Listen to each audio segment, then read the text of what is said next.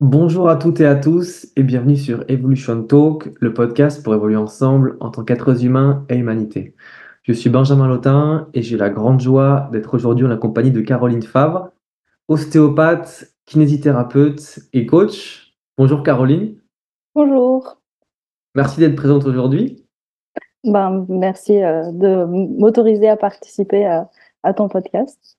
Merci d'avoir suggéré l'idée et puis hâte de parler justement de ces différentes approches que tu réalises. C'est des approches assez différentes, très connectées au corps, donc l'ostéopathie, le kinésithérapie et le coaching et encore d'autres choses que tu pratiques.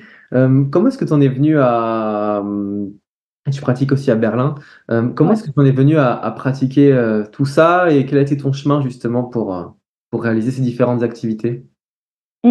Alors déjà, je suis née, j'ai grandi en France, dans les montagnes du Jura, et j'ai fait un bac littéraire. Donc ça a été ma base. Et de là, j'avais commencé des études en France qui m'ont pas plu. Et sachant que je suis franco-allemande, à la fin de la première année d'études en France, je me suis rendu compte qu'il était des études de langue, langue étrangère appliquée. Je me suis rendu compte que mon niveau d'allemand, il baissait en fait plus la fac avançait. Et donc je me suis dit, ben, de toute façon, ça me plaît pas, je vais faire une année de pause et pour voir ce que je veux faire. Et du coup, je me suis retrouvée fille au père à Berlin parce que bah, je voulais aller en Allemagne. Ma famille vient une petite ville, mais j'avais pas envie d'aller dans une petite ville. Je me suis dit autant aller directement dans la capitale. Et c'est pendant cette année de fille au père où dans la première famille dans laquelle j'ai été, il y avait un enfant handicapé et la thérapeute qui s'occupait de lui m'a dit parce que du coup moi je parlais de ce pourquoi j'étais à Berlin et c'était vraiment en quête de recherche de ce que je voulais faire de ma vie parce que j'en avais aucune idée et elle m'a dit mais pourquoi tu viendrais pas kiné. Et donc c'était une idée que j'avais déjà eue je crois en fin de seconde, mais j'avais déjà en fait décidé de partir en L. Et du coup, ça n'avait pas été possible de repasser ensuite en S parce que de toute façon, j'avais pas de niveau en maths, ni quoi que ce soit. Ça m'a jamais vraiment intéressé. Mais du coup, pour moi, c'était, je dis bah ouais, je veux bien, mais enfin, en France, ça va pas être possible, quoi. J'ai un bac L, c'est c'est juste pas possible. Elle m'a dit, mais en Allemagne, c'est une formation professionnelle et c'est en 3 ans. Et donc, du coup, en fait, bah, je me suis présentée, en fait, j'ai postulé à l'école, j'ai appelé en disant oui, bonjour, je suis française, j'ai un bac littéraire français. Est-ce que vous pensez que j'ai mes chances d'être prise dans votre école? Et la secrétaire, en tant que bonne berlinoise très sèche, elle m'a répondu bon, au moins vous avez un bac. Parce que c'est pas prérequis en Allemagne pour devenir kiné, puisque c'est un métier qui est manuel. À l'époque, c'était vraiment essentiellement cette formation professionnelle. Maintenant, on peut étudier ça à la fac aussi. Mais, euh, mais clairement, c'est ce qui m'a en fait mise sur le chemin des soins, en fait. C'est que j'avais, enfin, j'ai pu avoir la possibilité en Allemagne de faire des études qui me plaisaient vraiment. Et dès que le premier jour a commencé, ça a été pour moi genre, waouh, c'est trop bien. Le corps humain, il est fascinant. Et en fait, ça m'a jamais lâché. Et après, ben, les choses se sont enchaînées. J'ai continué, j'ai fini mes études de kiné. Je voulais rentrer en France pour travailler, mais j'avais pas envie d'être dans le libéral. Donc, du coup, je me suis dit, bon, je vais rester encore un peu en Allemagne. Puis après, j'ai commencé mes études d'ostéo. Et puis, elles se sont finies il y a 2 ans. Puis, de toute façon, maintenant, ça fait 12 ans que je suis à Berlin, donc je suis pas prête de rentrer en France. Mais du coup, une chose après l'autre, en fait, j'ai fait formation sur formation. Enchaîné après avec la formation de coaching. Et là, récemment, j'ai fait une formation de Reiki, donc de soins énergétiques. Et j'essaye de combiner tout ça, en fait, dans ma pratique. Donc, vraiment, d'intégrer le mouvement aussi à l'ostéopathie. En Allemagne, l'ostéopathie est très thérapie manuelle, donc c'est nous qui faisons avec nos mains. Mais moi, j'essaie d'intégrer du mouvement en fait dedans, donc de donner des exercices en fait à mes patients et en même temps de les questionner parce que ce dont je me suis rendu compte en fait, c'est que en tant que thérapeute, on va souvent avoir la position de c'est nous qui allons soigner la personne. Sauf qu'en fait, on peut pas forcer un âne à boire s'il a pas soif.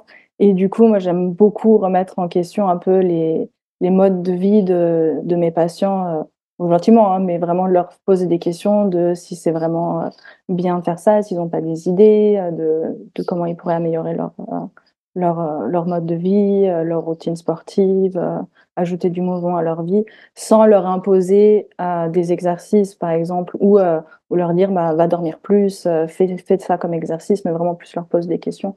Et c'est là où le coaching s'intègre en fait à mes séances d'ostéo.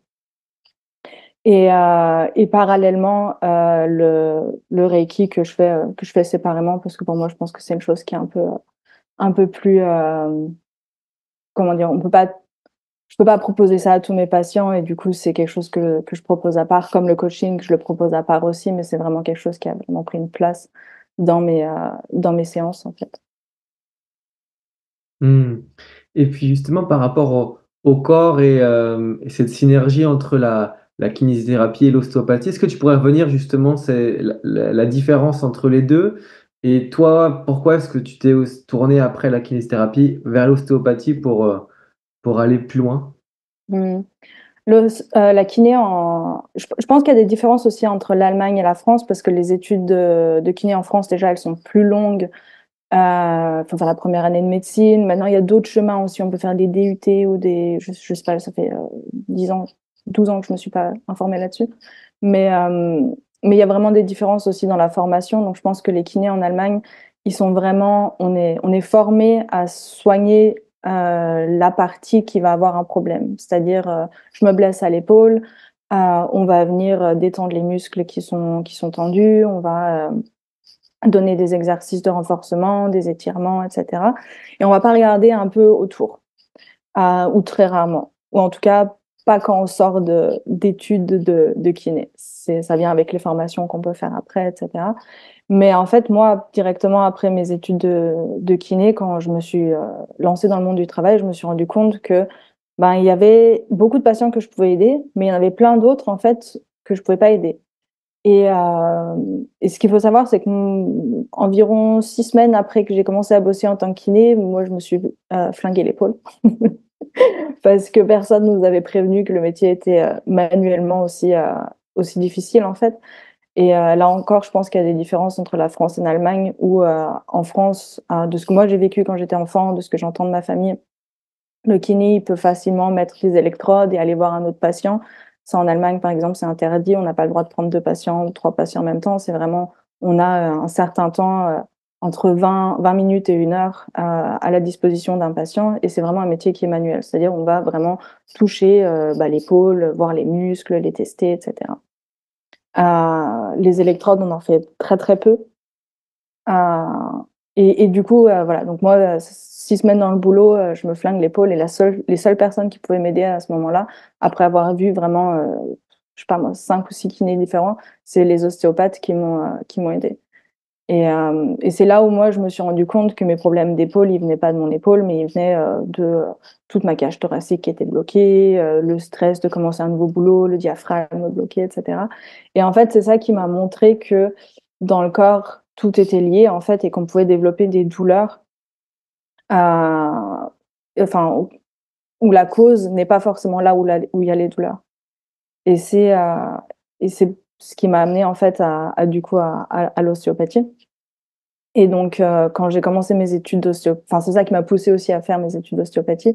C'est vraiment ce côté très frustrant qu'il y avait une fois que j'ai eu ce savoir, en fait, grâce à mon expérience et mon corps, de me rendre compte qu'il y avait des patients que je pouvais pas aider parce que je supposais que la douleur venait d'ailleurs.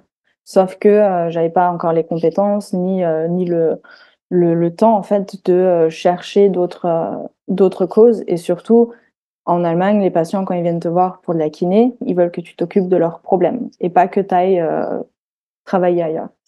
Et donc, plus ça allait, plus j'étais frustrée. Je me suis dit, mais non, il faut que je devienne ostéopathe aussi, en fait. Et du coup, je me suis lancée dans l'ostéopathie et c'est là où en fait, j'ai vraiment appris toutes les connexions dans le corps. Et donc, l'ostéopathie, elle va s'occuper aussi bien des articulations, des muscles, mais aussi des organes et du système nerveux.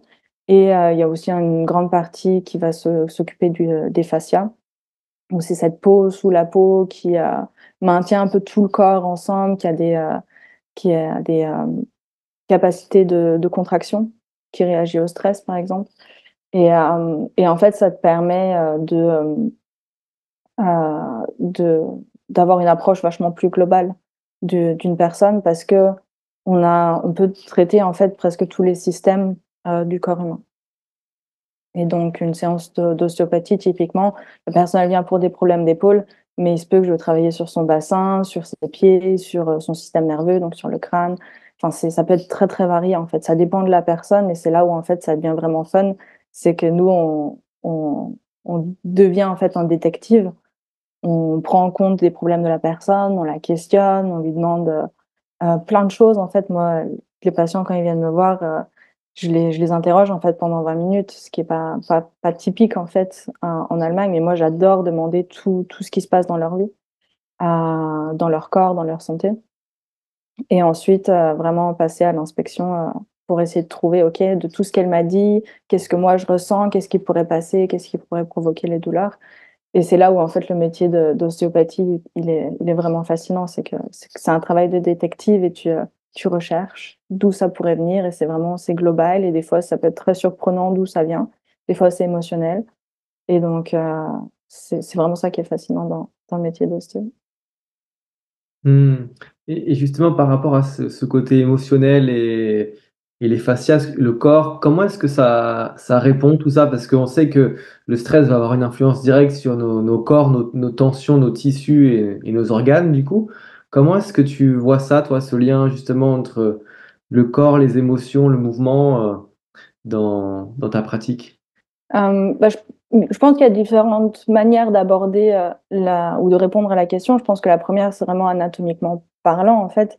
C'est que notre système nerveux, il est relié à toutes les cellules de notre corps et que, si on va avoir une certaine émotion, par exemple la colère, ça peut, enfin, tout le monde a expérimenté la colère, tout le monde sait que, on peut développer, par exemple, de l'hypertension, même enfin, juste pour un court temps. On peut devenir tout rouge, on peut, se crisper, la respiration, elle s'accélère. Donc vraiment, au niveau anatomique, il y a des réponses qui se font sur le corps via le système nerveux.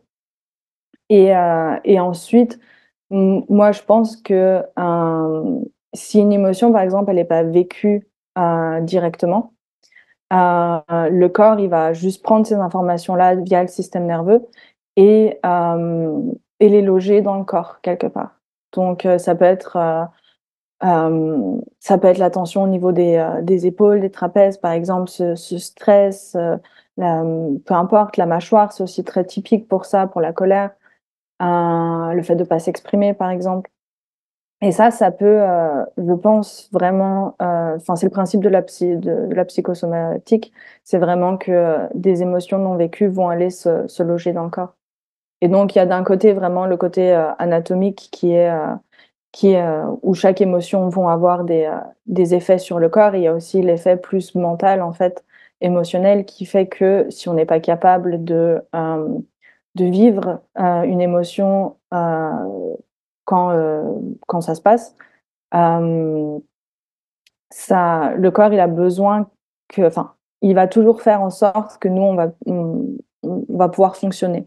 Donc ça veut dire qu'on va, le corps ou, l'âme, l'esprit, enfin, peu importe comment on le définit, va vraiment tout faire pour nous soutenir et va en fait, hem comme désencombrer en fait cette émotion de notre mental pour le mettre quelque part et c'est un peu mettre les choses sous le tapis. Hem et donc ça peut avoir des répercussions, sur le long terme, sur le court terme, sur le corps et la façon dont on va se crisper. Mmh. Et en fait, il y a aussi une mémoire, non, du corps et qu'elle soit, émotionnelle ou même physique. J'imagine que tu dois peut-être le voir dans ta pratique, mais d'anciens traumas, que ce soit, physique, des entorses ou ce genre de choses. Est-ce que le corps a des tendances à revenir à des schémas d'avant ou à des blessures anciennes? Comment est-ce que tu vois ça justement, cette notion de Mmh. mémoire du corps, Mmh. physique et voire émotionnelle?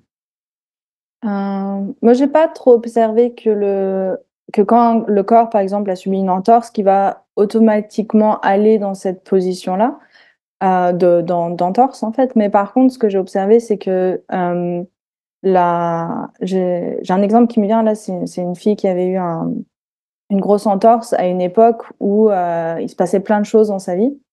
Et en fait, dernièrement, enfin il y a quelques mois, sa cheville a recommencé à faire mal et donc on a travaillé, dessus et d'un coup, il y a une libération émotionnelle.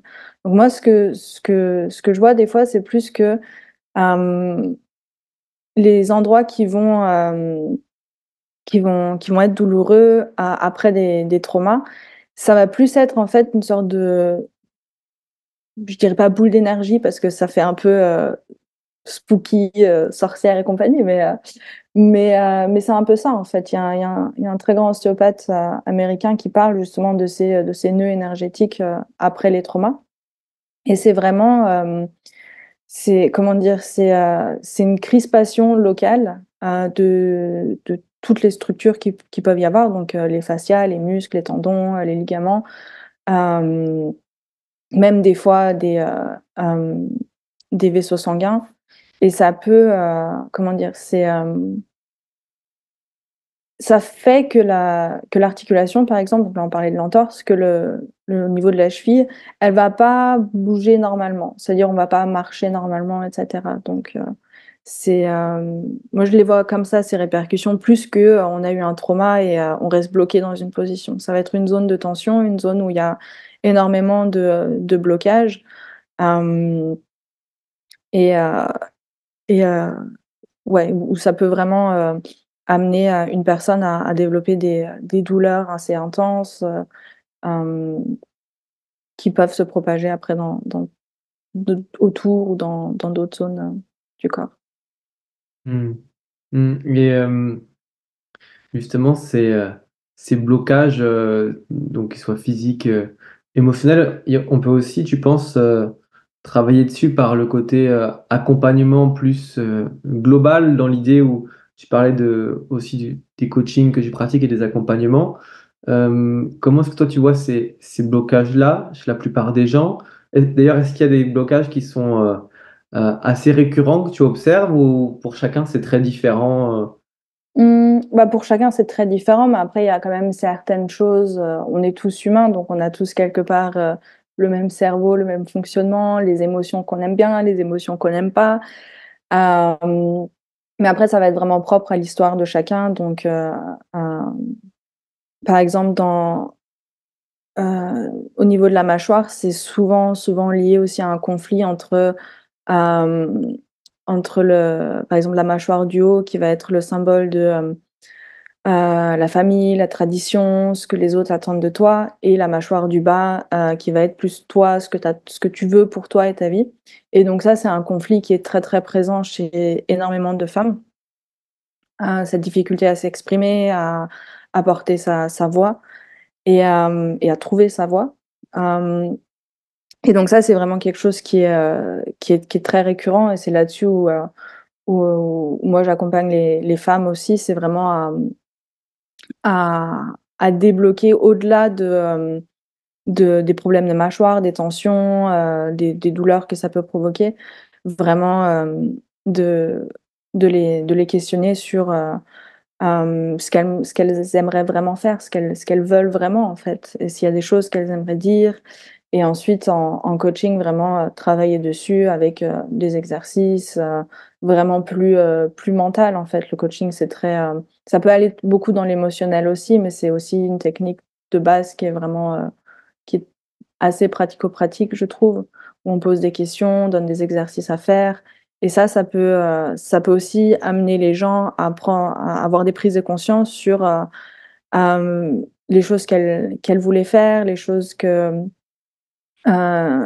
n'osent pas faire, qu'elles ont toujours rêvé de faire et mais qu'elles ont besoin et parallèlement de se détaché de ce qui le retient, en fait. Et c'est vraiment c'est tout ce processus, en fait, le coaching de prise de conscience de ce qui me retient et de ce que je veux faire et ensuite de mettre en œuvre le plus petit pas possible à faire, pour commencer à changer, en fait.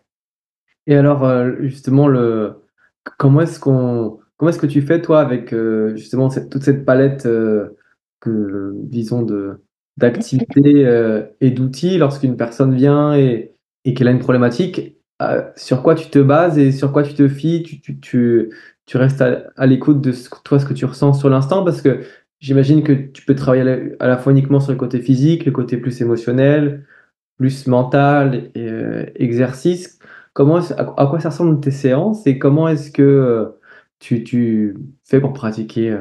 Bah, comme je disais tout à l'heure, quand il y a une personne qui vient me voir, moi, je pose énormément de questions, donc je fais l'anamnèse d'abord, hem, tout en ayant conscience que les patients, d'une, ne disent pas toute la vérité, soit parce que, ils veulent pas, soit parce qu'ils en ont pas conscience. Mais le mon questionnaire, en fait, de base, il est vraiment global que généralement, j'arrive à avoir à peu près toutes les informations dont j'ai besoin et pourtant, il y a toujours des personnes qui me disent: «Ah oui, au fait, j'ai oublié, mais j'avais eu une opération», je fais: «Ah, comment on peut en oublier une opération?» Bon, ça, c'est encore autre chose. Mais du coup, voilà, donc j'ai vraiment, mon questionnaire de base que je me suis créé pour vraiment avoir, déjà une sorte de, je sais pas comment on dit en français, overview, genre de vue d'ensemble en fait de la personne et je pars vraiment sur le côté physique de ce pourquoi la personne elle vient, enfin de ses douleurs, et je j'explore un peu plus en fait tout ce qu'il y a autour et à la fin je pose aussi des questions sur le mental donc si par exemple elles se sentent stressées, si oui pourquoi, si, si elles font du burn-out ou si elles ont une dépression. Et ensuite, d'abord, je me concentre sur le corps parce que le corps, il ne ment jamais et hem et on peut vraiment ressentir toutes les tensions qu'il peut y avoir.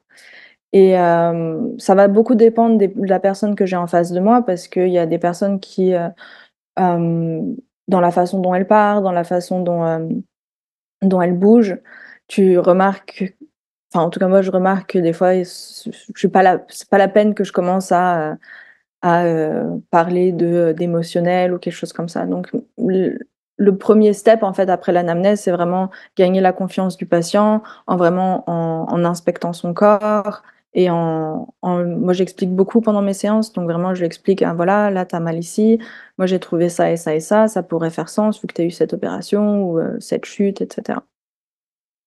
Et en fait, ce qu'il y a de bien en Allemagne, c'est que ce soit en kiné, en ostéopathie, les patients viennent pas que pour une fois. Donc au minimum, je les vois 3 fois et donc ça me laisse le temps en fait de gagner leur confiance et soit à la fin du premier rendez-vous, je leur dis: «Voilà, moi j'ai fait ci, j'ai fait ça».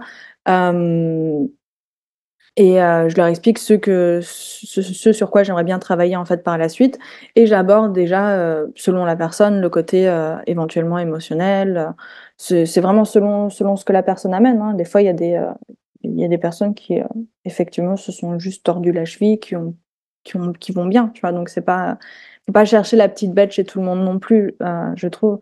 Mais Mmh, mais la plupart des personnes avec qui je travaille, elles ont vraiment il y a toujours en fait ce côté le côté, du corps qui souffre, le mental derrière, mental émotionnel et quelque part aussi spirituel, donc de pas savoir pourquoi, enfin, pourquoi on est ici, pourquoi on fait ça, enfin, il y a beaucoup de gens qui sont perdus, surtout à Berlin.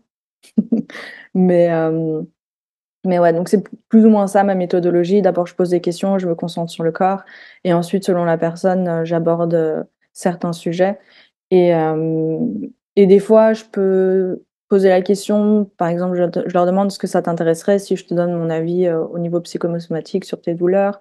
et ça m'est déjà arrivé que des personnes répondent non. Donc dans ce cas, moi, je respecte et je me concentre sur le corps et j'ai aussi confiance, en fait, que même si on bosse que sur le corps, hem ce qui a à se débloquer éventuellement sur le côté émotionnel va se débloquer aussi. parce que Mmh. ça va dans les deux sens. Et ça, c'est justement l'ostéopathe dont je parlais tout à l'heure, Upledger, il s'appelle. Lui, il parle donc il y a le psychosomatisme et il y a le somato-émotionnel. Donc c'est-à-dire que quand on débloque le corps, l'émotionnel peut se débloquer. Et ouais, donc ça peut se débloquer dans les deux sens en fait. Donc c'est ça qui est cool. Mmh. Et puis c'est vraiment une histoire, très intéressante que tu partages, celle de la posture finalement de lorsque quelqu'un vient, auprès de nous, d'être, présent à l'écoute et de répondre à sa demande et de pas forcément, comment dire?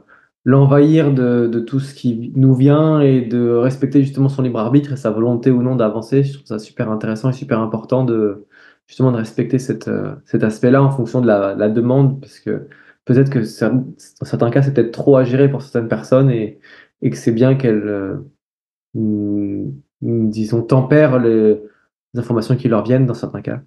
Mmh.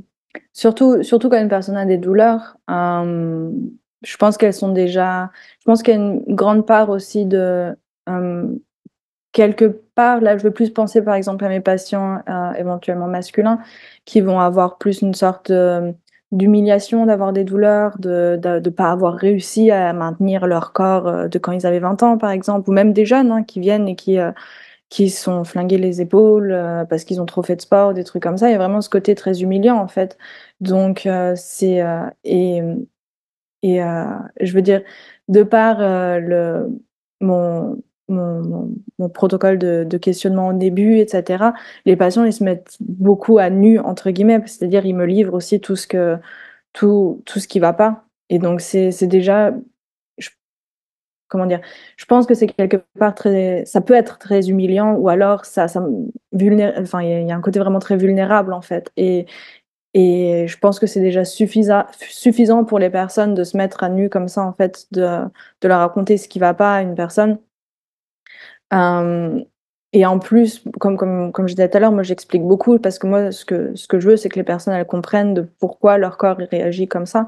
Et je leur dis tout le temps, c'est ce que je vois. Un autre thérapeute, il pourra avoir, d'autres liens que moi je ne vois pas parce qu'on n'a pas les mêmes formations, on n'a pas les mêmes, qualifications et cetera. Mais moi, de ce que je vois, hem, heu, moi je vois ces, ces différentes connexions. Et ça, pour beaucoup, c'est déjà très, j'allais dire dur à encaisser, mais pas forcément, mais en fait, ils se rendent compte à quel point leur corps, c'est un tout. Et c'est pas comme dans la médecine, classique, en fait, où, on a un problème d'épaule, ben, tu as un problème d'épaule. Moi, je me souviens de mes stages à l'hôpital, on parlait: «Ah oui, tu sais, le patient avec cette maladie-là». Non, c'est une personne en entière. Et et je pense que ça leur fait déjà beaucoup de bien de voir qu'il y a une personne qui s'intéresse à eux en entier et pas juste, machin qui a mal au dos. Et du coup, les bombarder, en fait, en plus, sachant que j'explique déjà beaucoup, que, je leur pose énormément de questions et cetera. La première séance, c'est pas ils s'allongent, je fais mon travail. Non, non, c'est, c'est du boulot pour nous 2. Et je pense que c'est suffisant, c'est suffisant. Et pourtant, des fois, il y a vraiment des patients, qui viennent directement en disant: «Ouais, voilà, moi j'ai ça, mais la semaine dernière, il s'est passé ça et ça dans ma vie, je suis au bout là, j'arrête pas de pleurer, fais quelque chose». Dans ce cas, je fais: «OK». Donc il y a vraiment de tout et c'est ça qui est passionnant aussi, mais faut savoir s'adapter, en fait, à chaque personne. Mmh. Et dans ce que tu observes, hem, est-ce que tu penses que, il pourrait y avoir des actions de prévention santé qui pourraient être intéressantes? Parce que globalement, j'ai l'impression que dans notre société aujourd'hui, on maltraite un peu notre corps, parfois, inconsciemment. Et toi, qu'est-ce que tu observes justement? Comment est-ce qu'on pourrait, en termes de prévention santé, peut-être éviter de de venir te voir pour des choses qui sont, comment dire? Évitables et en fait, mieux prendre soin de son corps, globalement, Mmh. Hem, Moi, je pense que, il suffirait de s'intéresser à son corps et aux signes que le corps émet, et de se renseigner pour qu'on puisse déjà beaucoup travailler en préventif en tant qu'être humain. Donc, je il faudrait, en fait, de mon point de vue, il faudrait revoir tout le système scolaire, partout, hein, en France, en Allemagne.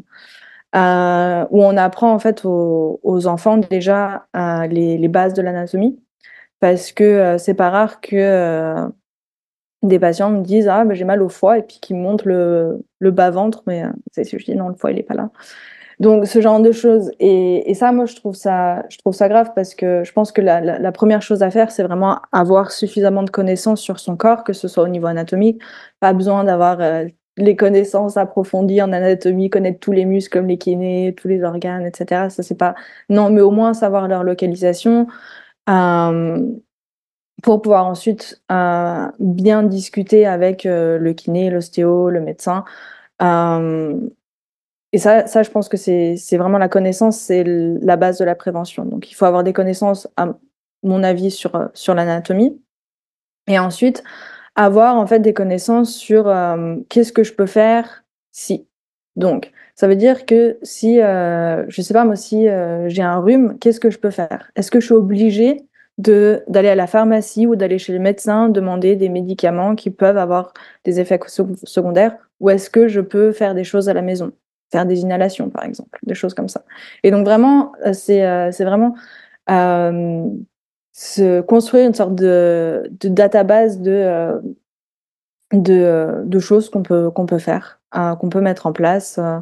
Par exemple, si j'ai mal dormi, que je suis toute crispée, qu'est-ce que je peux faire? Ah, il y a ces étirements-là. Enfin, vraiment apprendre enfin, à agir en fait aussi bien en tant en préventif, c'est-à-dire si je veux éviter d'être toute crispée, ben, ça serait bien de faire des étirements, des mouvements de renforcement musculaire, etc. Régulièrement. Si effectivement j'ai une crispation, qu'est-ce que je peux faire? Euh, et vraiment de faire le plus possible pour soi. Euh, c'est aussi avoir des connaissances, ou des connaissances, vraiment être à l'écoute de son corps, par exemple sur le sommeil, sur la digestion. Euh, Parce que se réveiller plusieurs fois par nuit, c'est pas normal. Pas bien digérer, c'est pas normal non plus. Mais ça, c'est des choses que beaucoup de personnes disent ah bah c'est normal. Enfin, c'est pas grave. Ça m'empêche pas de vivre. Jusqu'au moment où d'un coup ils se font diagnostiquer avec un, je sais pas moi, côlon irritable ou peu importe. Et ça, je pense que c'est vraiment genre la base de la prévention pour éviter d'aller voir en fait n'importe quel, enfin pas éviter, mais pour comment dire, avoir une certaine assurance avec son corps et pas être en panique tout le temps dès qu'il y a un truc qui se passe, de pas savoir comment agir, etc., de pas savoir ce que c'est, de pas savoir où ça fait mal. Et ouais, c'est ce que j'appelle moi l'autonomie dans la santé, c'est vraiment avoir suffisamment de connaissances pour pouvoir agir en tant que en moment de crise qu'en prévention, et sur tous les domaines de la santé, donc le corps, le mouvement, le sommeil, la digestion, le cycle menstruel chez les femmes aussi, d'apprendre en fait enfin, qu'est-ce que c'est un cycle normal, est-ce que tel et tel symptômes sont normaux. Euh, et tout ça et ça veut pas dire que il faut passer son temps sur Google à rechercher les symptômes et devenir hypochondriaque et être à la sur-écoute de son corps. Mais je pense qu'il y a un juste milieu entre tout ça, entre ne rien savoir du tout et en fait ignorer les symptômes de son corps et être hypochondriaque. Mmh. Et justement, par rapport à tout ça, ce juste équilibre, est-ce que dans la pratique physique et le mouvement, on retrouve des gros déséquilibres? Parce qu'aujourd'hui, on a toute une mode vers la musculation et différentes formes de pratiques physiques. Est-ce qu'il y a des pratiques qui, pour toi, en tant qu'ostéopathe, kiné, sont antiphysiologiques, ou est-ce que tout dépend comment dire, de la durée de la pratique, de l'intensité? Enfin, j'imagine qu'il y a plein de paramètres qui rentrent en jeu, mais dans toutes ces modes et dans tous ces courants-là par rapport au mouvement, et voilà, qu'est-ce que tu penses de ça? Parce que peut-être que des personnes qui viennent te voir sont peut-être fait des choses qu'elles auraient pu éviter si elles n'avaient pas forcé sur certains exercices ou certaines pratiques. Ouais. Alors, il y a 2 points que j'aimerais aborder. La première, c'est, pour tout ce qui est exercice de musculation, salle de fitness et compagnie. Je pense que le problème, c'est qu'il y a beaucoup trop de personnes qui, d'une, ne s'étirent pas et 2, on les étirements, c'est un peu controversé en ce moment dans le monde de kiné, ostéopathie, parce qu'il y a des études qui ont prouvé que ça servait à rien. Sauf que moi, je pense que, le pro le problème des personnes, par exemple, qui vont à la salle et qui se surentraînent, c'est qu'en fait, ils utilisent toujours leurs articulations dans un mouvement. C'est-à-dire, ils vont sur telle machine, ils utilisent tel poids, ils font toujours les mêmes mouvements, ils n'utilisent pas tous les mouvements possibles. L'épaule, elle bouge à 180 degrés, enfin, 360 en fait. Enfin, tout rond. Et, et je pense que c'est vraiment important de, de mobiliser ces articulations. Moi, j'adore les étirements dynamiques, des choses qui vont être aussi en 3 dimensions, c'est-à-dire pas seulement des étirements classiques, j'étire un muscle ou un groupe de muscles, mais vraiment travailler sur la mobilité de chaque articulation et de la colonne vertébrale. Donc ça, c'est un point. Et l'autre point pour les personnes qui vont à la salle, c'est vraiment beaucoup trop de personnes montent le poids de leurs exercices trop rapidement. Parce qu'ils veulent l'atteindre, ils veulent toujours être mieux, etc. Ce qui est OK, sauf que ça amène à beaucoup de blessures. Et, et ensuite, moi, ce que j'ai observé les derniers mois, en fait, c'est que je me suis beaucoup intéressée au métabolisme de la femme, notamment.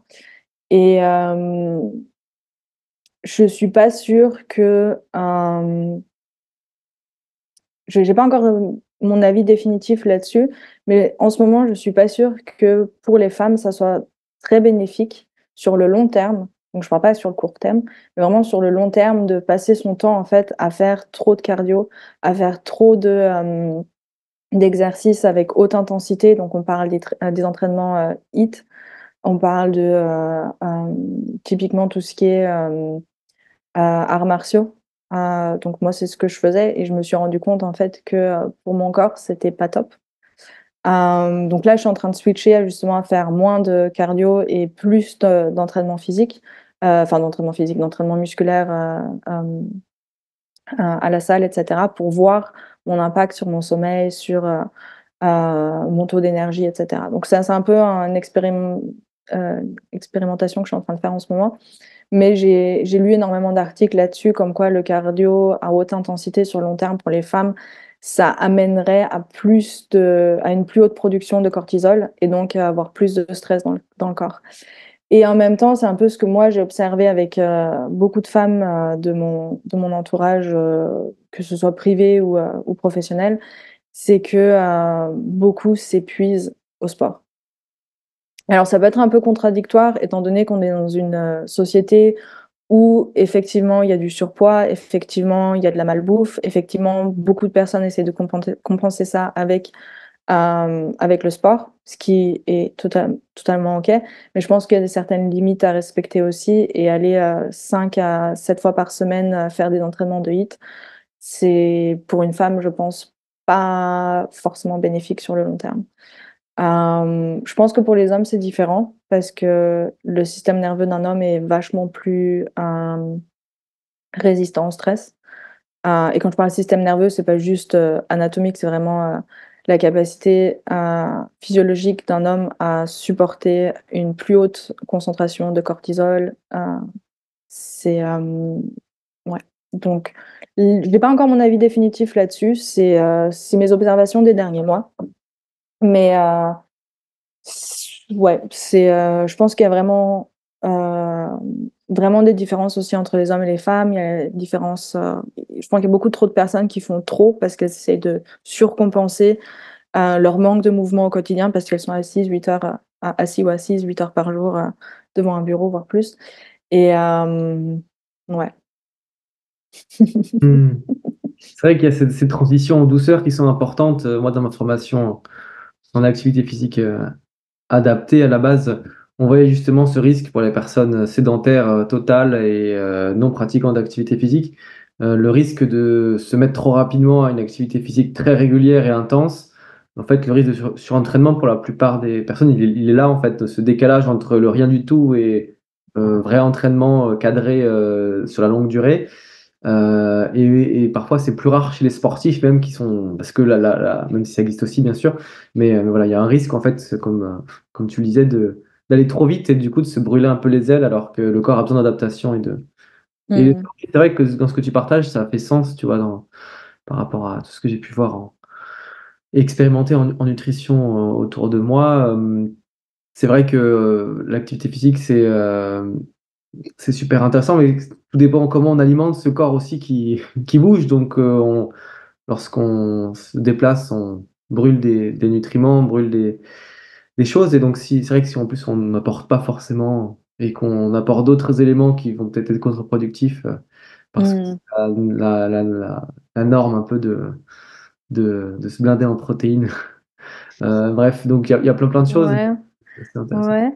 Pourtant, moi qui suis à Berlin, où je sais pas combien de pourcents de la population à Berlin est végétarienne ou végane, je pense qu'il y a beaucoup de personnes ici qui vont justement, surtout en tant que végane et végétarien, ne pas assimiler correctement les protéines végétales et ce qui peut amener à d'autres problèmes. En France, il y a plus cette culture de la bonne gastronomie française, etc. Et dans le monde du sport, en plus, vraiment de prendre des protéines, etc.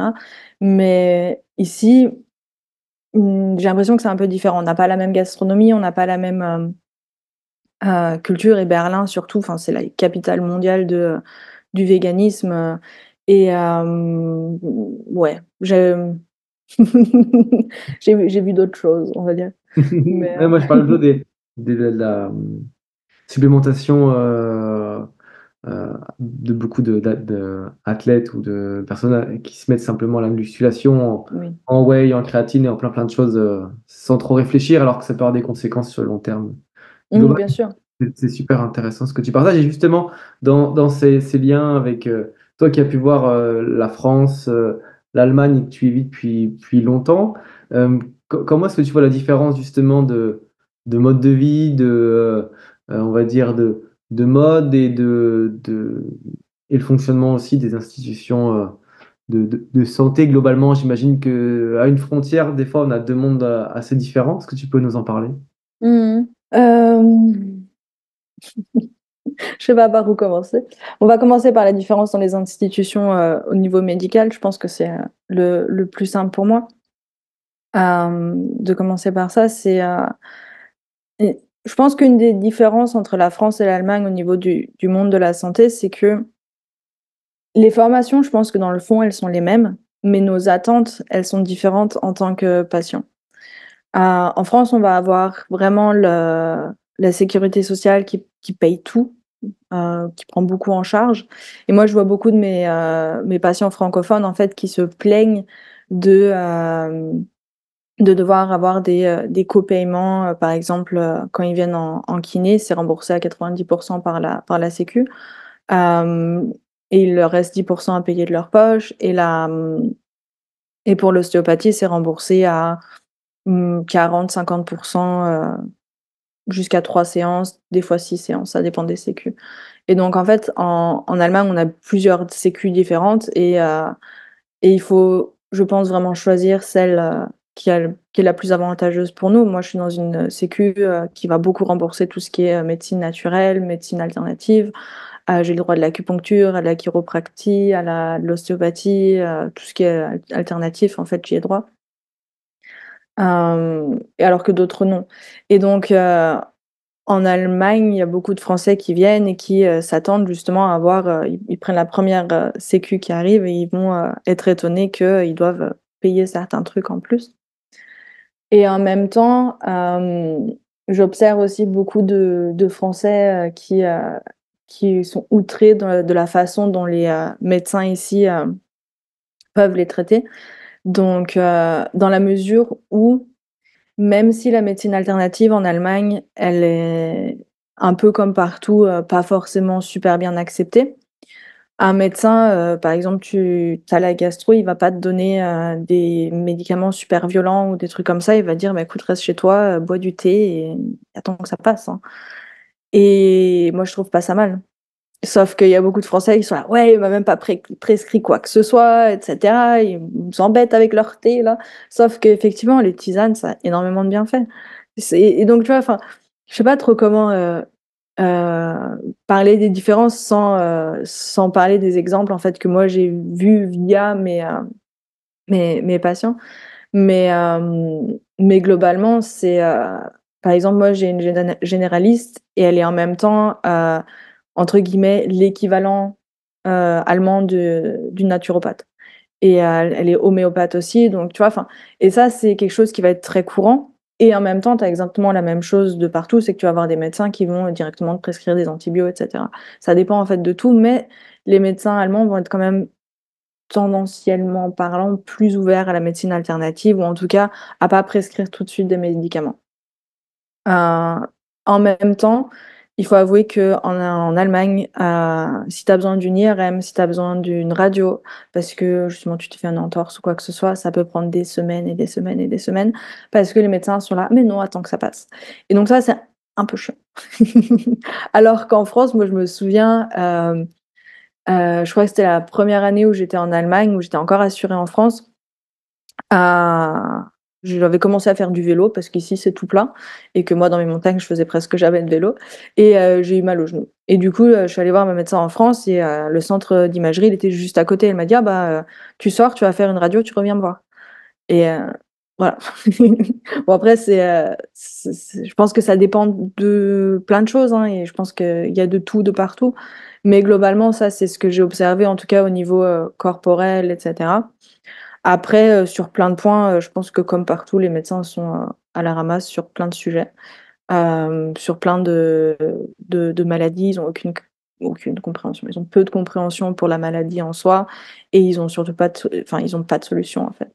Et donc c'est là où en fait, aussi bien en Allemagne qu'en France, je pense il faut vraiment prendre en main sa santé et faire ses recherches soi-même, voir qui est le plus, quel est l'accompagnant le plus approprié, en fait, pour mes symptômes, pour ma maladie et ouais. Et ensuite, culturellement parlant, il y a beaucoup comment dire? De, clichés sur les Allemands, sur l'Allemagne. Moi, j'ai grandi dans la région, de la Résistance, enfin, de l'ancienne Résistance. Je suis née dans la ville où il y a le musée de la Résistance. Donc, beaucoup de jugements par rapport aux Allemands et il y a beaucoup de ces clichés qui sont vrais et faux en même temps. En fait, les Allemands vont être tendanciellement très froids. Ils vont pas être copains tout de suite comme en France: «Eh viens, on va boire l'apéro, on va boire un café». Ici, c'est plus, on se voit plusieurs fois et une fois ça prend plus de temps en fait de vraiment, se faire des amis ici. Ça prend plus de temps, avec les locaux, hein. Je parle pas avec Berlin, c'est tellement international que c'est vraiment encore quelque chose d'à part. Mais, globalement en Allemagne, ça va être plus, ouais, ça va être plus, comment dire? Hem, il faut faire plus d'efforts, en fait, pour rencontrer du monde, en France, moi, j'avais l'impression à l'époque, mais après j'ai grandi là-bas, j'avais mes potes, c'est aussi un peu différent, mais de rencontrer des gens, c'était plus facile en France qu'en Allemagne, par exemple. Ouais, et la bouffe, incomparable. Co comment ça? Heu, hem, il y a pas vraiment de gastronomie allemande, il y a pas vraiment de il y a ils ont des très bons gâteaux en Allemagne, mais on peut pas se nourrir que de gâteaux. Ah bon? Non, non, non. Mais par contre, une grosse différence, en tout cas à l'époque, quand moi j'ai emménagé ici, donc il y a 12 ans, c'est qu'il y avait déjà énormément de magasins bio, de trucs, enfin des magasins bio, des cosmétiques bio et cetera et ça, moi j'ai l'impression que ça a vachement pris du temps avant que ça s'implémente en France. Heu, mais je sais pas. Et donc toi justement avec, tout ce vécu en Allemagne et ces expériences, ces activités, Hem, pour pourquoi ce choix de vie de rester en Allemagne? Est-ce qu'au début, est-ce que tu avais la volonté de revenir en France ou tout de suite tu t'es dit: «Je voulais changer» et et pourquoi du coup ce choix particulier-là? Moi, je voulais toujours rentrer en France, sauf que j'ai rencontré, l'amour et que c'est un Berlinois et qu'il parle pas français et il essaye d'apprendre le français, sauf que c'est impossible pour lui d'apprendre le français parce que cette langue est impossible à apprendre, selon lui. Donc voilà. Mais ça me dérange pas parce que Berlin, c'est vraiment une ville qui est spéciale. Elle est très internationale. On peut rencontrer de tout le monde. Il y a vraiment cette vie qui enfin, c'est une capitale. Je suis jamais trop allée à Paris, donc je sais pas si c'est comparable à Paris, mais je pense pas. Mais c'est une ville qui est très verte, il y a énormément de parcs, ouais. On peut être en une demi heure, on est vraiment, en dehors de la ville, on peut être dans des forêts, tout autour de Berlin, il y a des lacs. Donc en été, en fait, c'est une ville qui est géniale.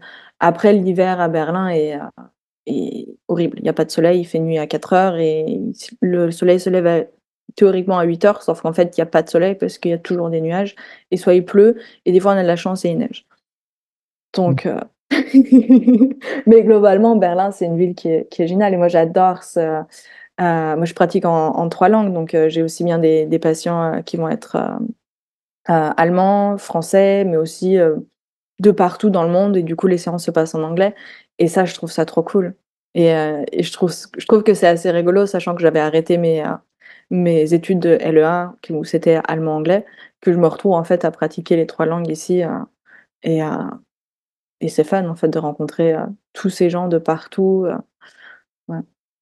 Et c'est facile de s'y retrouver en vocabulaire avec, tous ces termes un peu plus techniques, liés au corps et tout ça? C'est y a Ouais, bah, pour l'allemand, ça a pas été un problème parce que du coup, j'ai fait toutes mes études en allemand et bah, les 1ers mois, d'études, de kiné, ça a été assez dur donc je me mettais tous les soirs à mon bureau et en fait, j'avais noté des mots, je savais pas ce que ça voulait dire et je cherchais la traduction, parce que mon niveau d'allemand quand j'ai commencé, mes études de kiné était pas aussi bon que maintenant.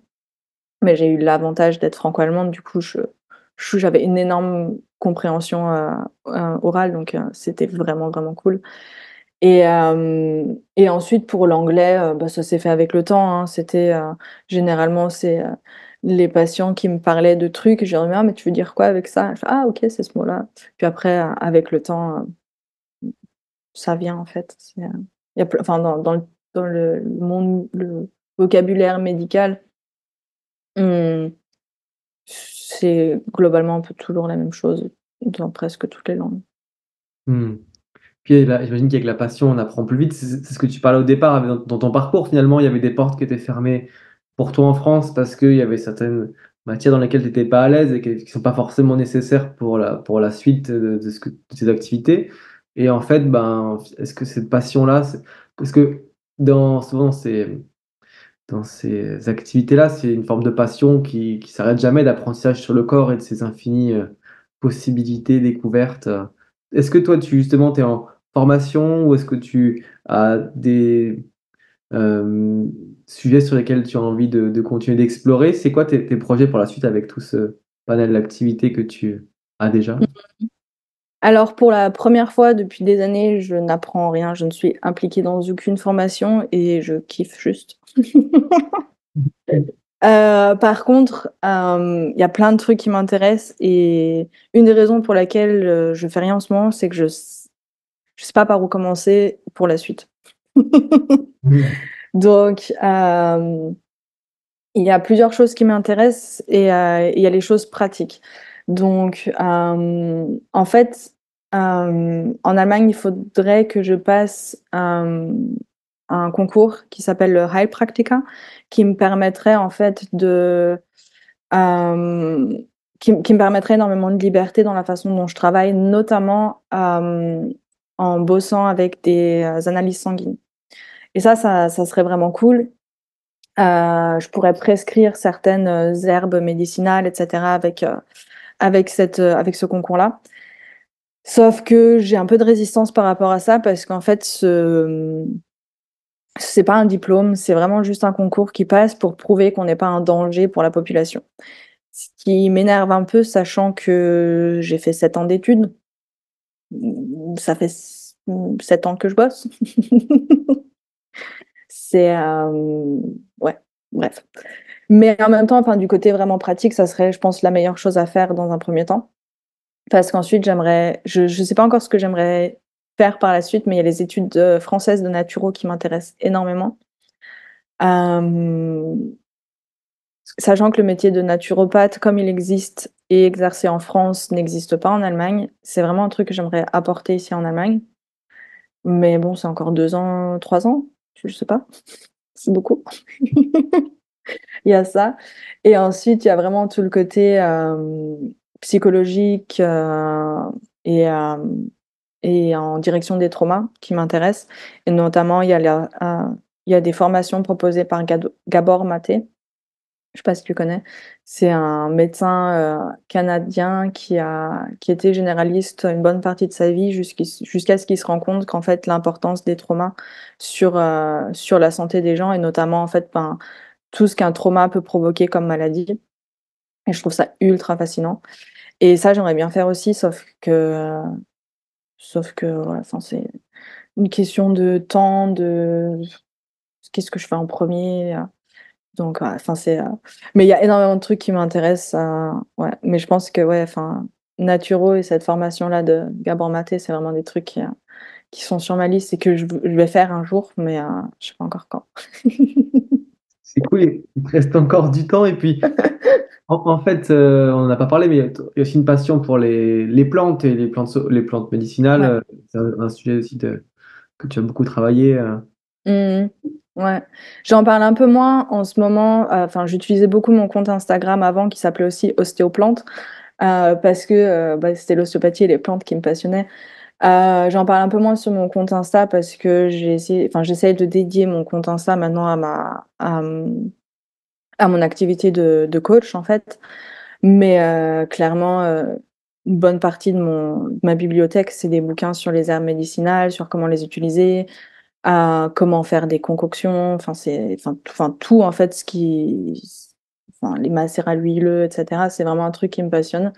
Ma cuisine, enfin une salle d'expérimentation, il y a plein de projets en même temps, là, je suis contente, il y a le printemps qui revient, donc ça veut dire on va bientôt pouvoir aller cueillir, plein de trucs, qui poussent au printemps, c'est cool et c'est une énorme, aide en fait, pour le corps en fait, notamment, notamment pour par exemple, pour les douleurs menstruelles, ça c'est quelque chose qui, heu, qui moi, c'est peut-être une je pense pas que ce soit une différence entre la France et l'Allemagne, mais en Allemagne, les médecins prescrivent automatiquement la pilule et alors que pour tout et n'importe quoi, hein, que ce soit, l'acné, syndrome prémenstruel et cetera et les plantes médicinales peuvent clairement aider et ouais, donc je pense que c'est vraiment quelque chose enfin, moi ça m'a vraiment, vraiment aidée, sur plein de points, hein, même faire mes propres crèmes, mes propres, cosmétiques et cetera.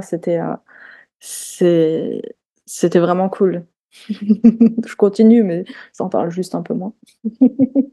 Ah, il y a un champ des possibles assez immense avec les plantes, en fait, pour Mmh. nourrir en termes de nutrition et en termes justement d'application. Ouais.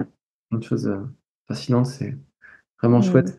En fait, dans ce que j'entends de ce que tu fais, il y a tellement de champs que tu as investigués et je me dis, il y a plein de personnes qui parfois sont en face d'envie et se disent: «Ah bah, ça va être difficile d'apprendre» et en fait, avec la passion, est-ce que tu penses que c'est vraiment possible de pouvoir, quand on est un peu perdu, et qu'on cherche un peu son chemin dans ce qu'on a envie de faire dans la vie, hem, comment est-ce qu'on peut s'y retrouver? Si tu avais quelques conseils à donner, toi qui as exploré plein de choses, comment est-ce qu'on on se met en chemin sur la vie qu'on aime et ce qui fait sens pour nous?